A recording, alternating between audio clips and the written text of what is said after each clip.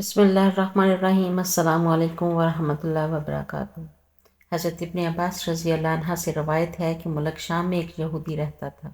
وہ ہفتہ کے دن تورات کی تلاوت کیا کرتا تھا۔ ایک دفعہ تورات کھولی تو اس میں 4 مقام پر حضرت صلی اللہ علیہ وآلہ وسلم کی تعریف و توصیف دیکھی۔ یہودی نے وہ جگہ کاٹ کر جلا دی۔ اگلے ہفتے پھر تورات کھولی تو 8 جگہوں پر حضور صلی اللہ علیہ وآلہ وسلم کی نعت اور وصف کا ذکر پایا۔ اس نے یہاں سے بھی کاٹ کر جلایا۔ تیسرے ہفتے تورات دیکھی تو یہی تذکرہ کئی جگہوں پر موجود پایا۔ یہودی سوچنے لگا کہ اگر میں یوں ہی کرتا رہا تو ساری کی ساری تورات اس تذکرہ سے پور ہو جائے گی۔ اپنے ساتھیوں سے کہنے لگا کہ محمد صلی اللہ علیہ وآلہ وسلم کون ہیں؟ انہوں نے جواب دیا کہ تمہارے لیے بہتر ہے کہ نہ تو اسے دیکھے اور نہ ہی وہ تمہیں دیکھیں۔ یہودی کہنے لگا تورات کی قسم مجھے اس کی زیارت سے نہ روکو۔ بس ساتھیوں نے اجازت دی اور یہ اپنی سواری پر سوار ہو کر منزل بہ منزل چلتا رہا۔ مدینہ منورہ کے قریب پہنچا تو نہایت خوبصورت بارش سلمان فارسی رضی اللہ عنہ سے ملاقات ہوئی۔ ان کے حسن کو دیکھ کر سمجھا کہ شاید یہی محمد صلی اللہ علیہ وآلہ وسلم ہے، حالانکہ آپ صلی اللہ علیہ وآلہ وسلم کو اس دنیا سے سفر فرمائے 3 دن ہو چکے تھے۔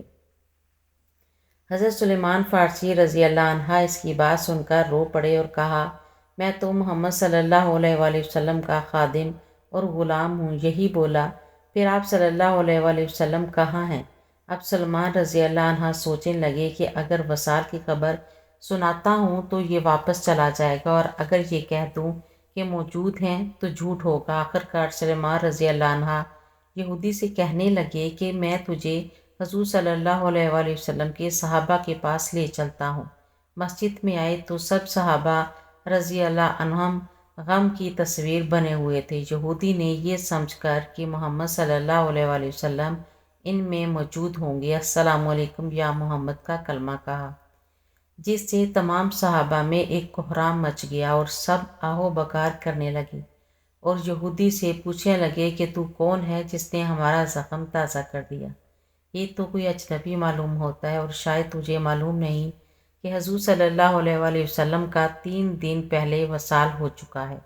یہ سن کر وہ یہودی چیخنے لگا کہ ہائے میرا غم، میری سفر کی ناکامی، اور اے کاش میری ماں مجھے نہ جنتی، اور جن ہی دیا تھا تو کاش میں تورات نہ پڑھتا، اور وہ بھی پڑھی تھی تو کاش آپ صلی اللہ علیہ وآلہ وسلم کی تعریف و توصیف پر نظر نہ پڑتی، اور اگر یہ بھی ہو گیا تو مجھے آپ صلی اللہ علیہ وآلہ وسلم کی زیارت نصیب ہو جاتی۔ پھر کہنے لگا کہ کیا یہاں پر حضرت علی رضی اللہ عنہ موجود ہیں جو مجھے حضور صلی اللہ علیہ وآلہ وسلم کے اوصاف اور حلیہ مبارکہ تعارف کرائیں؟ حضرت علی رضی اللہ عنہ آگے بڑھے اور فرمایا، میرا نام علی ہے۔ یہودی بولا، میں نے تیرا نام بھی تورات میں دیکھا ہے۔ حضرت علی رضی اللہ عنہ نے حضور پاک صلی اللہ علیہ وآلہ وسلم کا حلیہ بیان کرنا شروع کیا کہ آپ صلی اللہ علیہ وآلہ وسلم نہ حد سے زیادہ لمبے نہ حد سے زیادہ چھوٹے تھے، سر مبارک گول تھا، پیشانی کشادہ اور آنکھوں کا رنگ خوب سیاہ تھا۔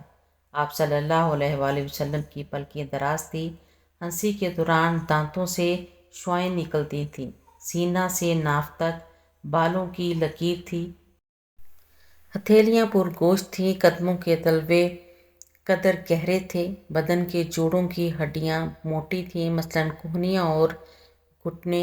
آپ صلی اللہ علیہ وآلہ وسلم کے شانوں کے درمیان مہر نبوت تھی۔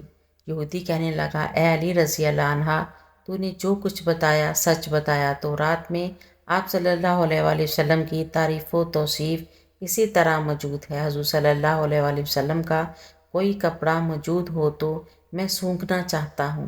حضرت علی رضی اللہ عنہ نے کہا، ہاں سلیمان رضی اللہ عنہ جاؤ اور فاطمہ رضی اللہ عنہ سے کہو کہ ذرا رسول صلی اللہ علیہ وآلہ وسلم کا جوبہ بھیج دو۔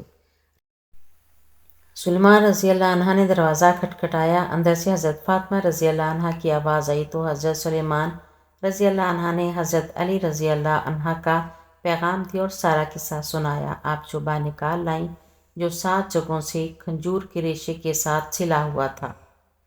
حضرت علی رضی اللہ عنہ نے اسے پکڑ کر سونگھا، پھر دوسرے صحابہ کرام نے پھر یہودی پکڑ کر سونگھنے لگا اور کہا کہ واہ کیسی عمدہ خوشبو ہے۔ پھر حضور صلی اللہ علیہ وآلہ وسلم کی قبر پر حاضر ہوا اور آسمان کی طرف سر اٹھا کر کہنے لگا، اے اللہ، میں گواہی دیتا ہوں کہ تو واحد و یکتا ہے، کائنات تیری نیازمند اور تو بے نیاز ہے، اور میں یہ بھی گواہی دیتا ہوں کہ اس قبر مبارک میں تیرا حبیب ہے، جو اس نے فرمایا میں اس کی تصدیق کرتا ہوں اور اس پر ایمان لاتا ہوں۔ اے اللہ، اگر میرا اسلام تیری بارگاہ میں قبول ہے تو میری روح قبض کر لے۔ اور یہ کہہ کر وہیں گر کر جان دے دی۔ بعد میں حضرت علی رضی اللہ عنہ نے اسے غسل دیا اور جنت البقیع میں دفن کر دیا۔ میری ایسی مزید ویڈیو دیکھنے کے لیے میرے چینل کو سبسکرائب کریں، ویڈیو کو لائک اور شیئر کریں۔